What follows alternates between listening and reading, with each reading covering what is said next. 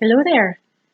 This week we're going to be reading the next story in my Scottish folk and folklore and fairy tale stories. The story this week is called The Water Kelpie, and it's a little scary, so if you scare easily, it might be a little much for you, but it still does have a happy ending.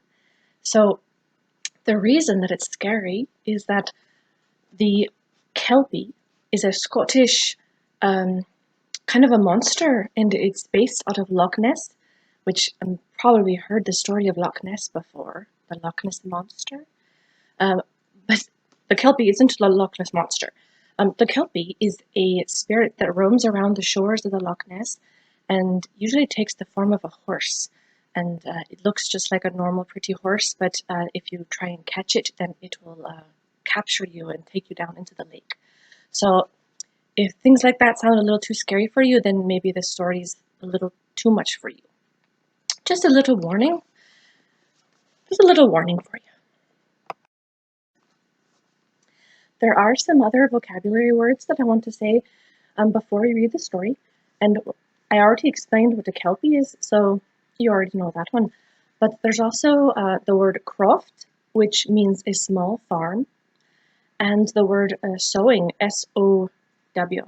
And that means to plant seeds and dig up the ground so that you can plant seeds for your farm. There also is the word plaid, which for you might mean a type of pattern, like crisscrossing lines. But in Scottish, it's actually a shawl, something that you kind of wrap around your shoulders, and a lot of people wear it. It's usually kind of heavy and very warm. And I think that's all the words. If you come across another one, I'll explain it in the story.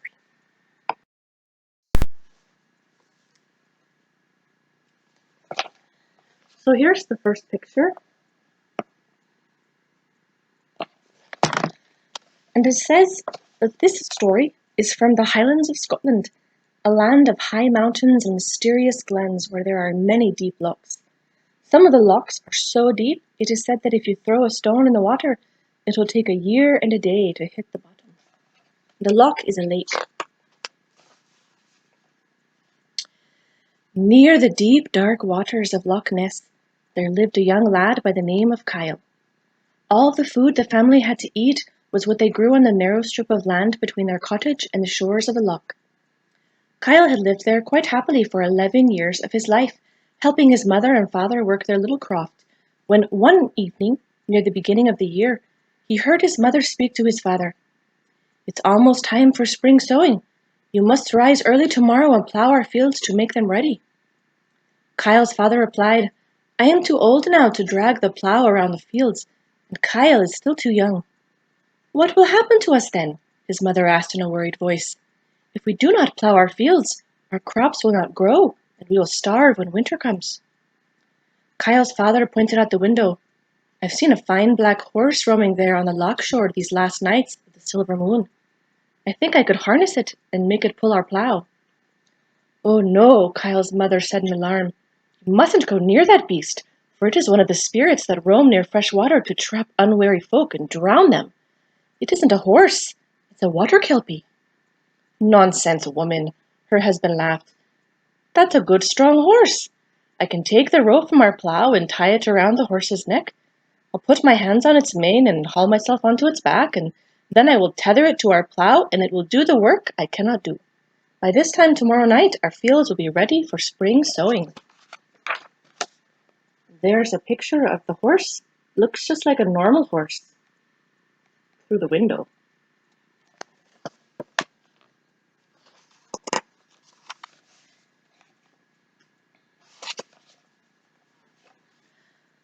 "I'll tell thee," Kyle's mother repeated. "That is not an ordinary horse, and it is said that a plain rope cannot control a kelpie. Only a bridle made of iron can do that. Besides, the mane of the kelpie is said to be magic, so that if you try and grasp it with your fingers, you become trapped. And also anyone who mounts a kelpie becomes stuck to its back and cannot dismount." She took Kyle's father by the arm. "Husband," she begged, "I do not go near the loch tonight." But her husband wouldn't listen. He picked up the plow rope and putting on his woolen plaid, he went out into the night. A plow is a big farming tool that helps you dig up the land, but it's very heavy, so you need to be very strong to pull it or have a horse pull it.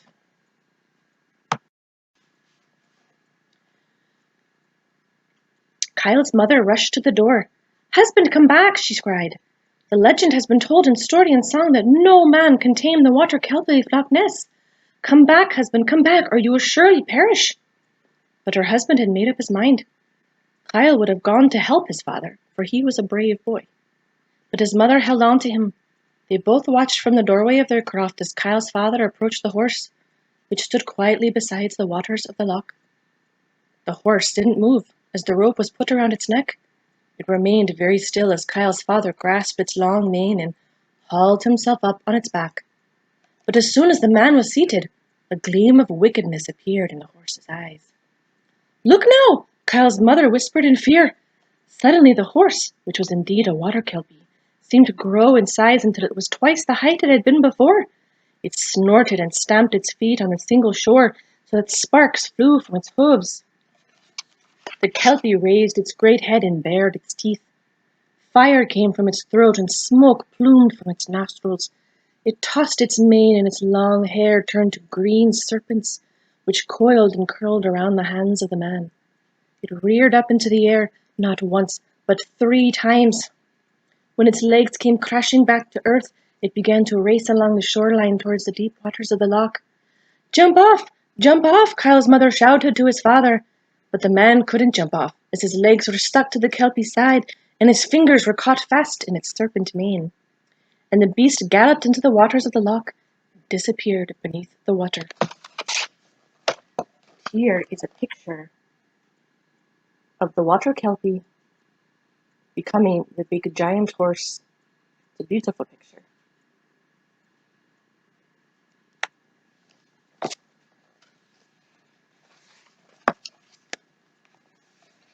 Although Kyle and his mother searched and called out for his father's name the whole night, the only answer they got was the howling of the wind and the dashing of the waves upon the rock. The following morning the plow rope and the woolen plaid washed up upon the shore. Sadly, Kyle brought them home to his mother, who sat weeping by the fire. "Now we will surely starve to death," she lamented. "I'll go to the loch," Kyle told her, "and catch some fish." "There will be no fish in the waters where a kelpie lives," his mother replied. "I can but try," said Kyle, and he went to the loch side and began to fish. He sat there most of the day, catching nothing, when an old woman came by, collecting firewood.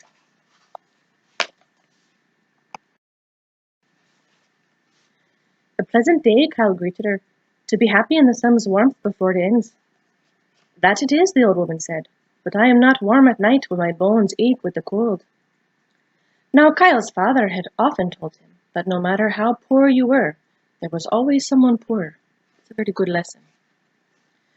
And so, when Kyle saw the old woman had only had a worn shawl to keep her warm, he went to the cottage and brought out his father's woolen plaid for her.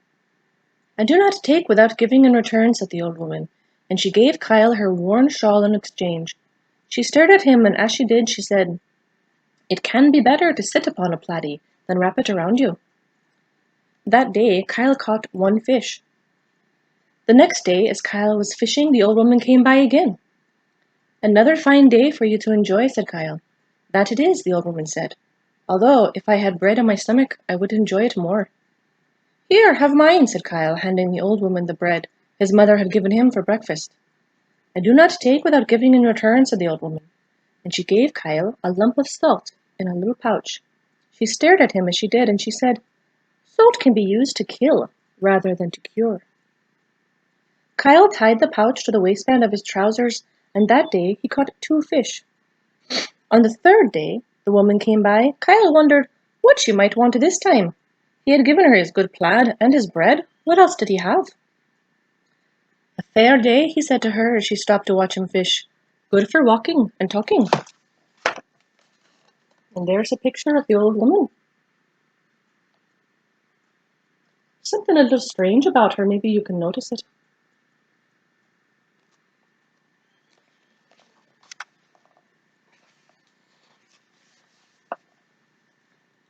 "That it is," the old woman said, but better it would be for me if I had a stout rope to pull my bucket from the well."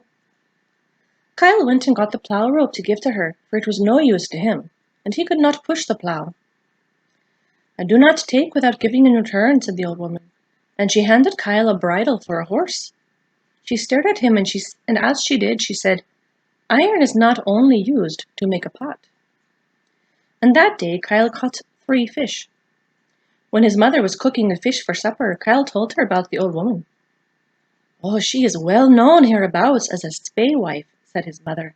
"You mark well whatever she said to you, and do not forget her words." A Spae-wife is like a fortune teller, someone who can kind of tell the future. The days went past, and when the time for spring planting was almost gone, there arrived another night when the moon shone silver. Kyle looked from the window of the croft and saw a black horse standing by the loch. "The water Kelpie!" he cried out. His mother tried to distract him, but Kyle was determined. "If we are to live this winter, then we must plough the field straight away. The only way to do it is if I can capture the Kelpie and make it work for me." "What makes you think that you can succeed where your father failed?" his mother demanded. "The legend says that no man can ride the water Kelpie and live."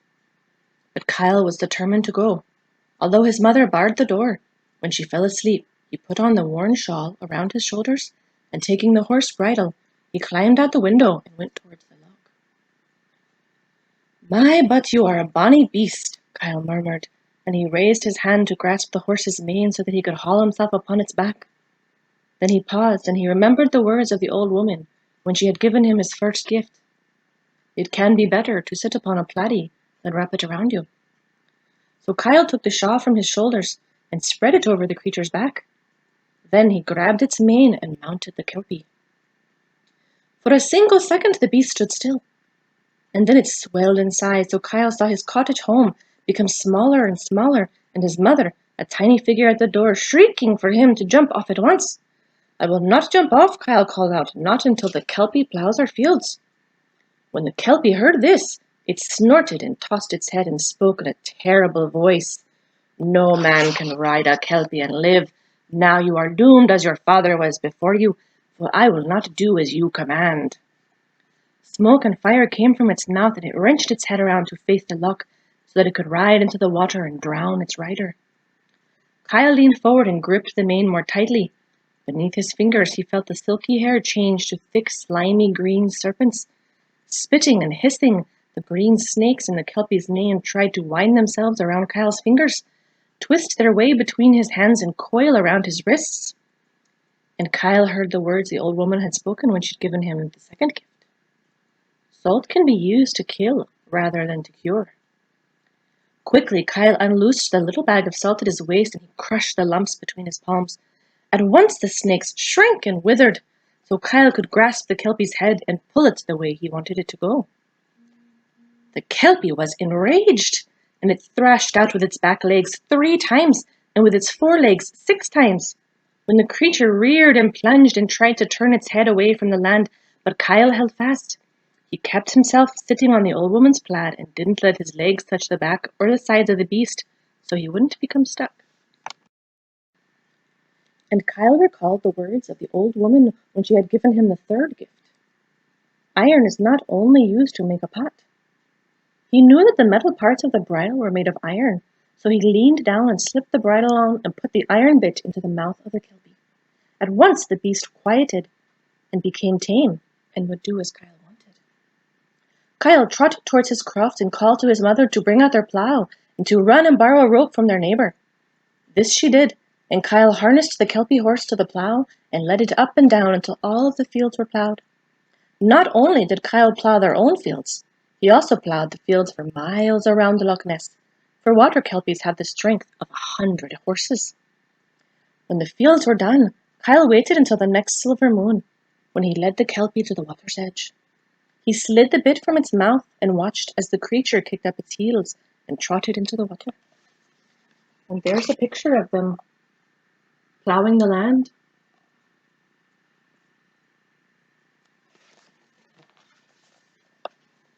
And that is the story of the water Kelpie of Loch Ness, where the legend was true, for no man could master the water Kelpie, but a boy did.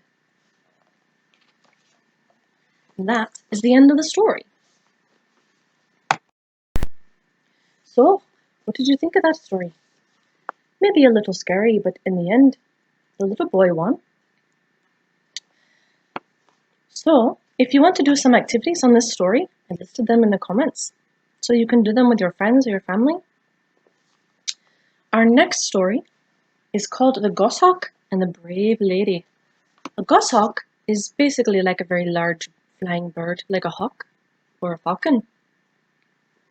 So, if you want to turn in for that story, we'll be reading it next week. I hope you're enjoying the stories, and be brave and be safe out there, and we'll see you next week.